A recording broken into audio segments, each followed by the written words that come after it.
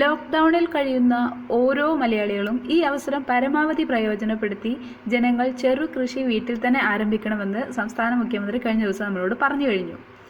അപ്പോൾ ഇതിൻ്റെ അടിസ്ഥാനത്തിൽ തിരക്കുകളിൽ നിന്നൊക്കെ മാറി നിൽക്കുന്ന നമുക്ക് നമ്മുടെ വീടുകളിൽ കൃഷിയൊന്ന് ചെയ്യാൻ ശ്രമിച്ചു നോക്കാം. നമുക്ക് വീടിനുള്ളിൽ അകപ്പെട്ടിരിക്കുന്ന ജനങ്ങളുടെ മാനസിക സമ്മർദ്ദം കുറയ്ക്കുന്നതിനും രോഗപ്രതിരോധ ശേഷി വർദ്ധിപ്പിക്കുന്നതിനും നല്ലൊരു പരിഹാരമാണ് കൃഷി.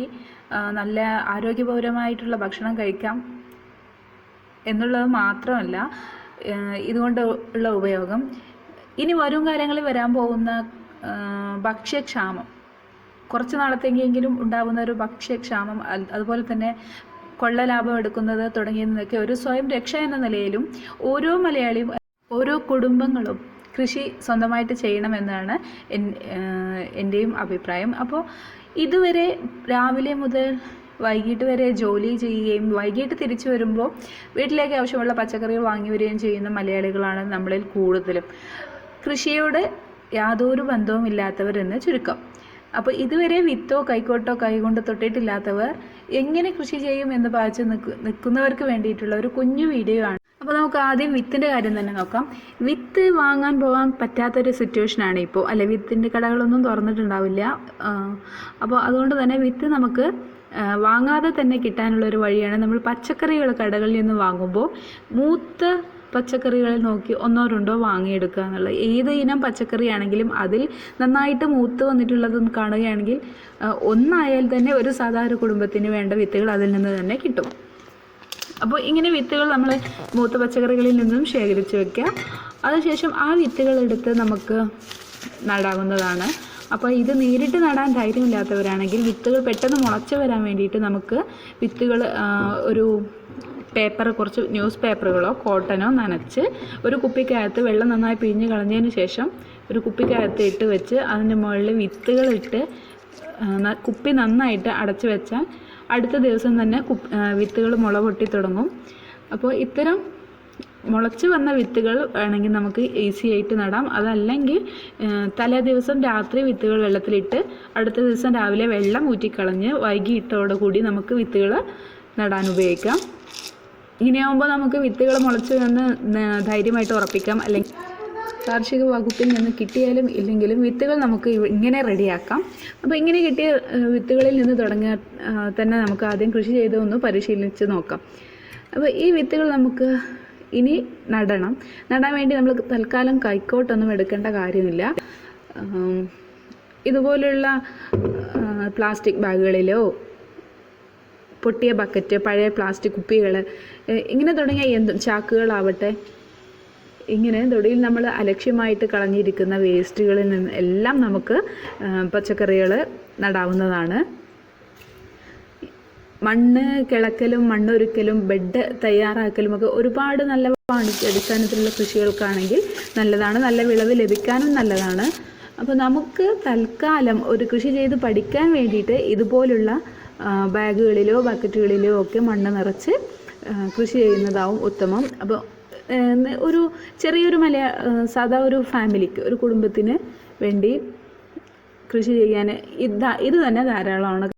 അപ്പോൾ നമുക്ക് കിളക്കാതെയും കൊത്താതെയും തന്നെ നടാനുള്ള ഒരു ഉപാധിയായി ഒരു ഇത് കിട്ടി.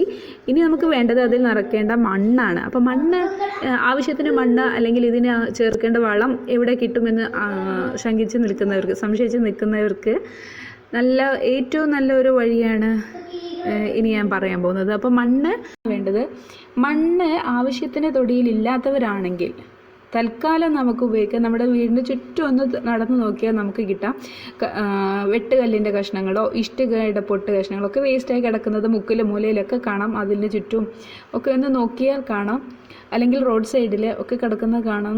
അപ്പോൾ ഇത്തരം കല്ലുകൾ ശേഖരിച്ച് നന്നായിട്ട് കുത്തി പൊട്ടിച്ചെടുത്ത് പൊടിയാക്കിയെടുത്താൽ ഇതും ഇത്തരം പൊടിച്ചെടുക്കുന്ന മണ്ണും കൂടെ കരിയിലകൾ ഉണങ്ങിയതും നന്നായിട്ട് പൊടിച്ച് രണ്ടും മിക്സ് ചെയ്ത് ചാണകപ്പൊടി കിട്ടുന്നുണ്ടെങ്കിൽ ചാണകപ്പൊടി, ചാണകമാണെങ്കിൽ ചാണകം, ഇത്തരം കാര്യങ്ങളൊക്കെ, അതുപോലെ തന്നെ ചകിരി, നാര്, ഇങ്ങനെയൊക്കെ ഉപയോഗിച്ച് നന്നായിട്ട് മിക്സ് ചെയ്ത് നമുക്ക് ഈ ബാഗുകളിൽ നിറക്കാവുന്നതാണ്.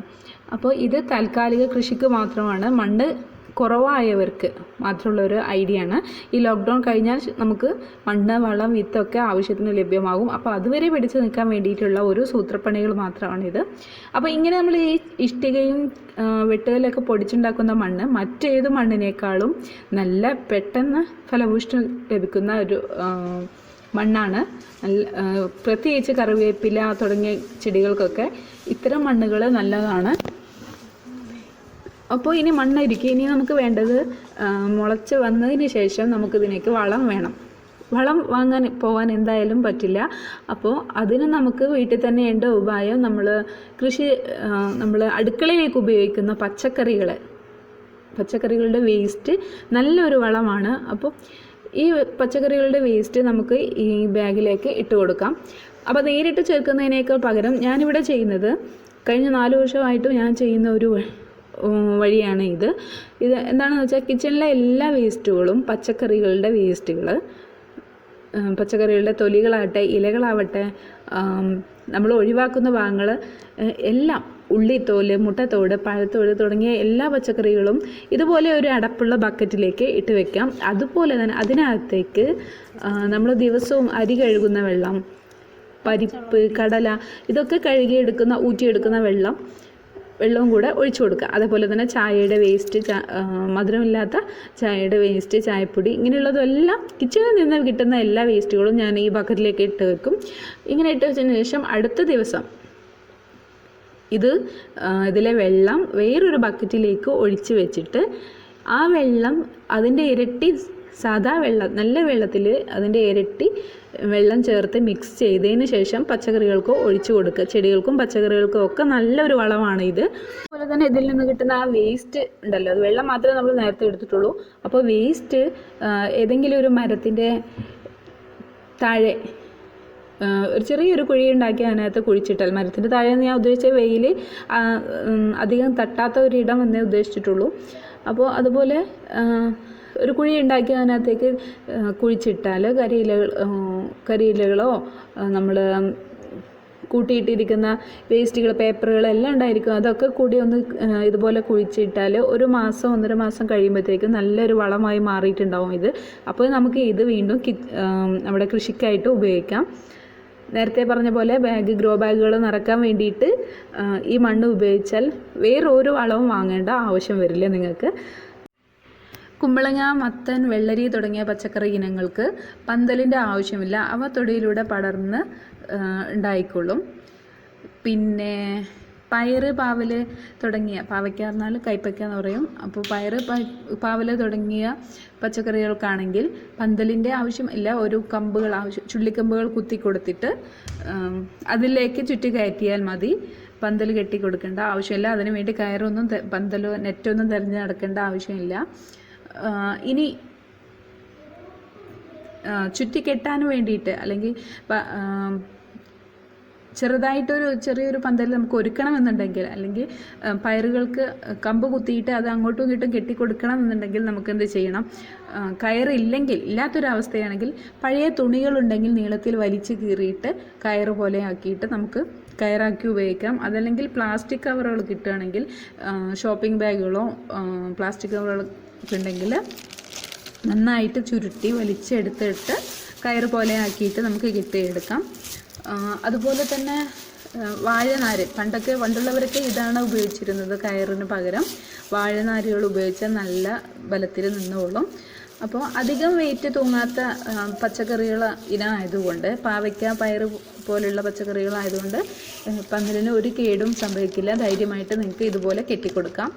ഇനി ഒരു സെക്കൻഡ് ഓപ്ഷൻ എന്ന നിലയ്ക്ക് നമുക്ക് വള്ളികൾ പടർത്താൻ വേണ്ടിയിട്ട് നമ്മുടെ വീട്ടുമുറ്റത്തോ പറമ്പിലോ അധികം ഉയരമില്ലാത്ത മരങ്ങളോ ചെടികളോ ഉണ്ടെങ്കിൽ, അതായത് നമുക്ക് അധികം ബുദ്ധിമുട്ടില്ലാതെ കായ്ഫലങ്ങൾ പറിച്ചെടുക്കാൻ പറ്റുന്ന രീതിയിലുള്ള ചെടികളോ മരങ്ങളോ ഉണ്ടെങ്കിൽ അതിലേക്ക് പടർത്താവുന്നതാണ്. ഇപ്പോൾ കോവയ്ക്ക, കയ്പയ്ക്ക തുടങ്ങിയ അധികം വെയിറ്റില്ലാത്ത വള്ളികൾ, നീറ്റർപ്പയറും വേണമെങ്കിൽ നമുക്ക് ഇത്തരം ചെടികളിലേക്ക് പടർത്താവുന്നതാണ്. അതായത് അധികം ഉയരമില്ലാത്ത പേരയ്ക്ക, അതുപോലെ തന്നെ ചെമ്പരത്തിയുടെ ചെടി, മറ്റേതൊരു ചെടികളോ മരങ്ങളോ ആയിക്കോട്ടെ, അധികം ഹൈറ്റ് ഇല്ലാത്ത രീതിയിലാണെങ്കിൽ നമുക്ക് അധികം കനം തൂങ്ങാത്ത രീതിയിലുള്ള വള്ളികൾ ഇതിലേക്ക് പടർത്തിയെടുക്കാവുന്നതാണ്. അപ്പോൾ ഇതൊരു ശരാശരി ഏതൊരു മലയാളിയുടെയും വീടുകളിൽ വാങ്ങുന്ന പച്ചക്കറികളാണ്. ഇപ്പോൾ ഞാൻ പറഞ്ഞ തക്കാളി, മുളക്, പയറ്, പാവയ്ക്ക, കോവയ്ക്ക, കുമ്പള, മത്തൻ തുടങ്ങിയ പച്ചക്കറികൾ ഇനങ്ങൾ. അപ്പോൾ ഇത്തരം ഇനങ്ങളൊക്കെ ഇതുപോലെയുള്ള ബാഗുകളിൽ നട്ടാൽ ഉണ്ടാവുമോ എന്നുള്ളൊരു സംശയം ആർക്കെങ്കിലും കാണും. തീർച്ചയായിട്ടും ഉണ്ടാവും. ശരാശരി ഒരു മലയാളി കുടുംബത്തിന് ഒരു 2 വെണ്ടയ്ക്കയുടെ തൈ ഉണ്ടെങ്കിൽ അത് തന്നെ ഒന്നിടവിട്ട ദിവസങ്ങളിൽ ധാരാളമായിട്ട് നമുക്ക് ഉപയോഗിക്കാൻ കിട്ടും.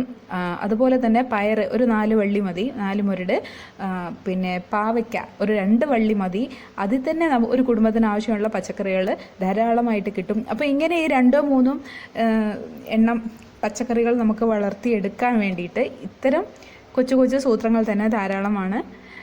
അപ്പോൾ ആർക്കെങ്കിലും യൂസ്ഫുൾ ആകും എന്ന് തോന്നുന്നെങ്കിൽ പ്ലീസ് ഷെയർ. വീഡിയോ ഇഷ്ടമായെന്ന് വിചാരിക്കുന്നു. സബ്സ്ക്രൈബ് ചെയ്യാത്തവരുണ്ടെങ്കിൽ ഒന്ന് സബ്സ്ക്രൈബ് ചെയ്തേക്കണേ.